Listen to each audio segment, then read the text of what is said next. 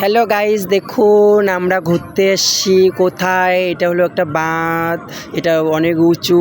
যাচ্ছি বাঁধটা দিয়ে চড়ে চড়ে, আমার তো পা ব্যথা হয়ে গিয়েছে। উঠে যাব এখন নদী দেখাইতে আপনাদেরকে, গাজলডোবা নদী। দেখুন অবশেষে চড়বো বাঁধের উপরে গিয়ে আপনাদেরকে দেখাবো।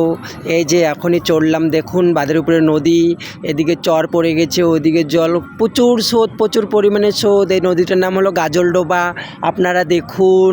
তারপরে দেখাচ্ছি ব্রিজ, দেখুন গাজলডোবা ব্রিজ, অনেক বড় ব্রিজ, কি আর বলবো।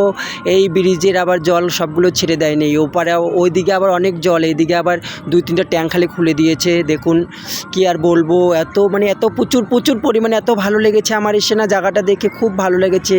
মনসা পূজা হচ্ছে এখানে, গাজলডোবা মনসা মন্দির, অষ্টনাগের ভেলা ভাসিয়েছে এখানে, খুবই ভালো, মানে কি বলবো, এত ভালো।